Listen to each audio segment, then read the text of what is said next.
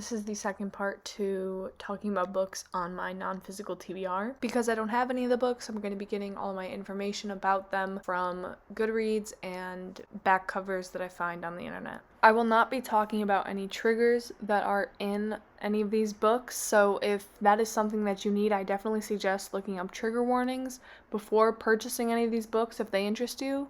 I just wanted to put that out there. We're going to get started with the video now.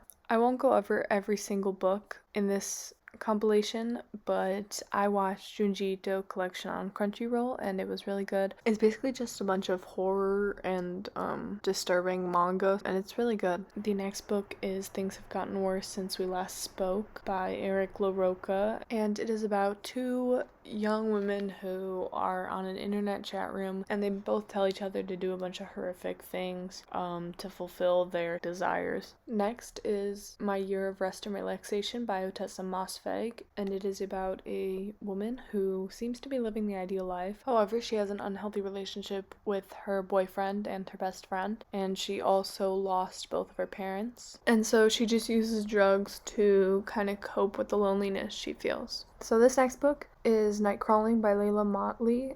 Kiara and her brother Marcus both have dropped out of high school. Their family fractured by death in prison, but while Marcus clings to his dream of rap stardom, Kiara hunts for work to pay for rent, which has more than doubled, and to keep the 9-year-old boy next door abandoned by his mother safe and fed. One night, what begins as a drunken misunderstanding with a stranger turns into the job Kiara never imagined wanting, but now desperately needs: night crawling. Her world breaks open even further when her name surfaces in an investigation that exposes her as a key witness in a massive scandal within the Oakland Police Department. Kim Ji-young, born 1982 by Cho Nam-ju, is about the life story of one young woman at the end of the 20th century, raises questions about endemic misogyny and institutional oppression that are relevant to us all. She is a girl born to a mother whose in-laws wanted a boy, a sister made to share a room while her brother gets one of his own, a daughter whose father blames her when she is harassed late at night, a model employee who gets overlooked for promotion, a wife who gives up her career and independence for a life of domesticity, a woman who has started acting strangely, is depressed, is mad, is her own woman, is every woman. Behind Closed Doors by B.A. Paris says, everyone knows a couple like Jack and Grace. They're seemingly perfect, and you'd like to get to know Grace better. But it's difficult because you realize Jack and Grace are inseparable.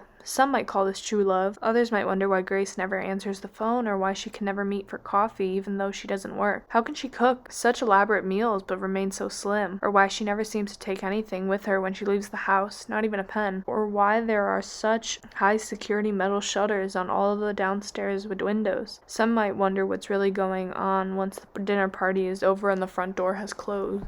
I Want to Die, But I Want to Eat Tteokbokki by Baek Se-hee.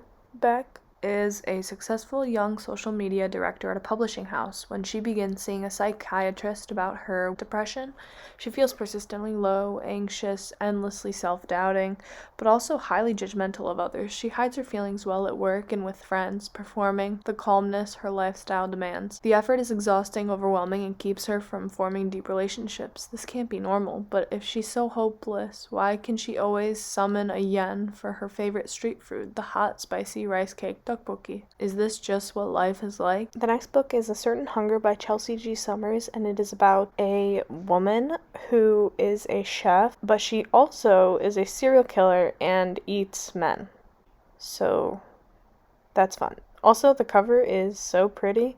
Even though she's holding a human heart, I think it's still a gorgeous cover. Anyways, moving on. The next book is It's Kind of a Funny Story by Ned Vizzini. Ambitious New York City teenager Craig Gilner is determined to succeed at life, which means getting into the right high school to get into the right college to get the right job. But once Craig aces his way into Manhattan's executive pre-professional high school, the pressure becomes unbearable. He stops eating and sleeping until one night he nearly unalives himself. Craig's episode gets him checked into a mental hospital where his new neighbors include a trans sex addict, a girl who has scarred her own face with scissors and the self-elected President Armelio. There, Craig is finally able to confront the sources of his anxiety. Next is On Earth We're Briefly Gorgeous by Ocean Vuong, and it is a letter from a son to a mother who cannot read. Written when the speaker, Little Dog, is in his late 20s, the letter unearths a family's history that began before he was born, a history whose epicenter is rooted in Vietnam and serves as a doorway into parts of his life his mother has never known, all of it leading to an unforgettable revelation.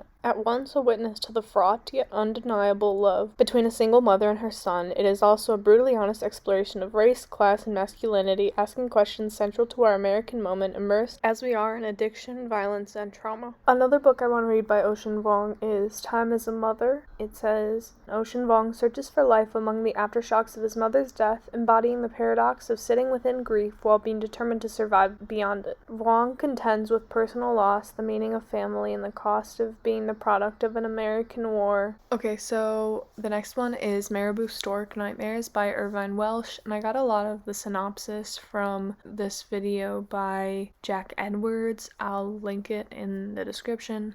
Love his YouTube channel. I get a lot of my TBR books from him, so he's great.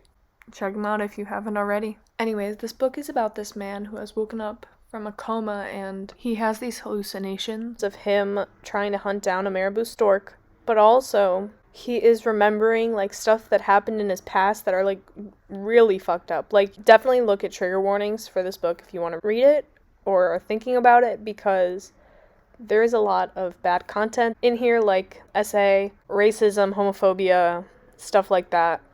He's not a good person at all. He has all these thoughts, but then also he keeps being interrupted by family and friends that are coming to visit him while he's in the hospital because he's just woken up from a coma. So that's basically what it's about. I've heard it's definitely a trip, so I figured I would give it a shot. Okay, the next book is Yoke by Mary H.K. Choi. And it says, Jane is barely getting by. She shuffles through fashion school, saddled with a deadbeat boyfriend, clout-chasing friends, and a wretched ED that she's not fully ready to confront. On the other hand, her sister June is dazzling rich with a high-flying finance job and a massive apartment. Unlike Jane, June has never struggled a day in her life until she's diagnosed with uterine cancer. Suddenly, these estranged sisters who have nothing in common are living together because sister obligations are kind of important when one of you is dying. Oh. Anyways, moving on. This one is another one where you definitely need to read trigger warnings. This is called A Little Life by Hanya Yanagihara. When 4 classmates from a small Massachusetts college moved to New York to make their way, they're broke, adrift, and buoyed only by their friendship and ambition. There is a kind, handsome Willem, an aspiring actor, J.B., a quick-witted, sometimes cruel, Brooklyn-born painter seeking entry to the art world, Malcolm, a frustrated architect at a prominent firm, and a withdrawn, brilliant, enigmatic Jude who serves as a center of gravity. Over the decades, their relationships deepen and darken, tinged by addiction, success, and pride, yet their greatest challenge each comes to realize is Jude himself, by midlife, a terrifyingly talented litigator, yet an increasingly broken man, his mind and body scarred by an unspeakable childhood and haunted by what he fears is a degree of trauma that he'll not only be unable to overcome, but that will define his life forever. Okay, we're on to the last book. This book is called Crying in H Mart by Michelle Zauner. Maybe? I hope I said her last name right. Goodreads says, Michelle Zauner tells of growing up one of the few Asian American kids at her school in Eugene, Oregon, of struggling with her mother's particular high expectations of her, of a painful adolescence, of treasured months spent in her grandmother's tiny apartment in Seoul where she and her mother would bond late at night over heaping plates of food. As she grew up, moving to the East Coast for college, finding work in the restaurant industry and performing gigs with her fledgling band, and meeting the man who would become her husband, her Koreanness began to feel ever more distant, even as she found the life she wanted to live. It was her mother's diagnosis of terminal cancer when Michelle was 25 that forced a reckoning with her identity and brought her to reclaim the gifts of taste, language, and history her mother had given her. Okay, so that is the end of all the books on my non-physical TBR. I hope this was somewhat enjoyable. But anyways, so what I ended up getting from Little Free Library Hunting is this book. I thought it was interesting when I took it. And then in a secondhand bookstore, I found this book, Desperation by Stephen King, and the synopsis sounded interesting, but I also really love the cover. It's just so cute. I love everything about it. But yeah, that's the end of this video. Thank you. Have a good day.